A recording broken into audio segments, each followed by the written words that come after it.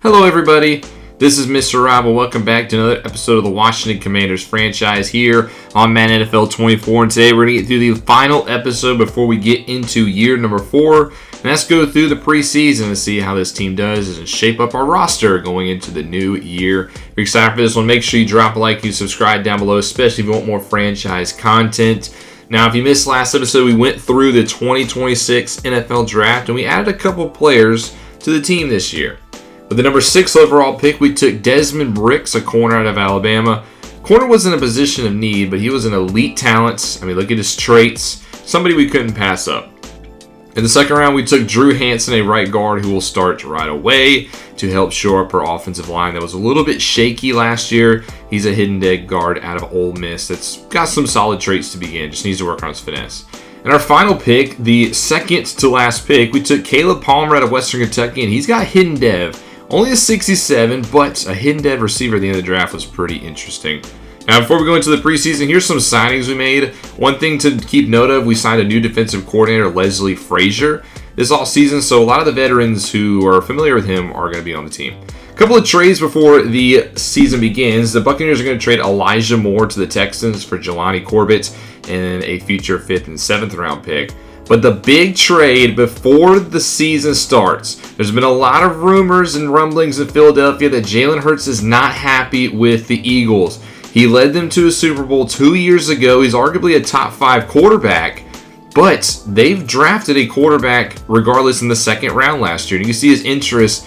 He's not motivated to be in Philly. He beat the Chiefs 2 years ago, and what they do, they draft his replacement. Hurts talked that as kind of an insult, and well, with Devin Brown being arguably ready to take over the reins in Philly, the Jalen Hurts era has come to an end for the Eagles. He is being shipped to New England for a massive haul. Christian Gonzalez, a superstar corner, first round picks in the next 3 drafts, as well as second round picks in the next 2 drafts. That's what it affords, and the deal is done. Jalen Hurts is out of our division. He is in New England as the new starting quarterback of the Patriots. A blockbuster move to begin this new calendar year. Now in return, Mac Jones is not needed in New England, so he's going to be shipped to Tennessee for a good little package in return. They're going to get a nice young defensive tackle in Jeremiah Newton, as well as a future 3rd round pick and a future 7 and a 6 in this upcoming draft class. Now we actually see Jalen Hurts in our first preseason game, which we lose to the Patriots 18-17. Obviously, a lot of the starters do not play in these games, but it's nice to take a look at what happens. Ricky Dockery led the way for us in receiving, which is kind of cool. And we also signed Marcus Mariota to be our backup quarterback in preseason.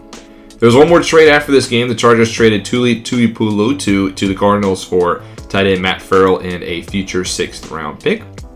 In our second preseason game, we lost to the Bengals 27-14, where Mariota threw 3 interceptions this game and only threw for 74 yards. Singletary added a touchdown on the ground, which is kind of nice. And then Ricky Dockery had a 53-yard touchdown catch. So he's really showing out through the first 2 games of the season. That 3rd wide receiver spot was an open battle going into preseason. And, well, it seems like Dockery has kind of taken it by storm. And it's actually led to this mentorship opportunity. Terry McLaurin has been watching what Ricky Dockery is doing, and he's looking to take him under his wing, even calling him Terry Jr. That's quite a compliment.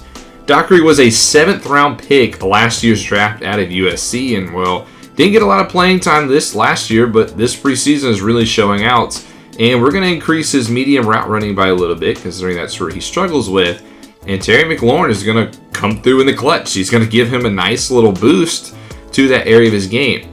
He's going to get, because of this mentorship, he's going to get +2 in his release, and he's going to get +2 medium route running. So Dockery solidifying himself as the 3rd receiver. We do lose our 3rd preseason game, though, to the Jets 31-14. Jacoby Brissett gets a little bit of revenge against us. And again, Mariota looks horrible in our preseason game. He did not have a good preseason at all. As you can see, McLaurin this time and Johnny Wilson are top 2 targets, and the dress rehearsal getting touchdown grabs, while the defense was not overly that impressive this spring, I'd have to say. So we made it through the 3 games. Here are our stats through the preseason. Penix Jr. looked good, 4 touchdowns, while Mariota did not. 38.5 passer rating for him, not a good preseason. Singletary had the only rushing touchdown on the ground, but Edwards-Helaire did not get a lot of playing time, but he did average 4.8 yards per carry.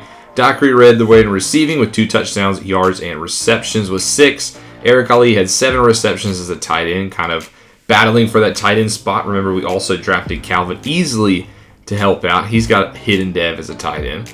Offensive line was okay. Nobody really struggled, which was a good thing. Defense, nobody really stepped up. Daron Payne did lead the way in TFLs, which is nice because for the past couple years, it's been the Jonathan Allen show. Not a lot of sacks outside the starters. Tranquill did get a sack. I do want to experiment a little bit more with him rushing the passer. Did a good job of that last year. Nothing really special on special teams either. Here are the final list of cuts for the Commanders. Not a lot of surprises here. A lot of the veterans who used to play for the Bills got cut. Marcus Mariota did not make it. His bad spring actually cost him a spot. So we're going to be going with the UDFA as our backup quarterback. Jordan Poyer, DeMar Hamlin, Levi Wallace, a couple of the veterans who did not make it. Unfortunately, we did have to cut some of our draft picks just because we had so many. And our 5th round pick from this past draft, Rob Herbert, has already been picked up by the Giants practice squad. So that gets us into the year 4. We'll begin the year on the road against the Carolina Panthers. Here's a look at their squad.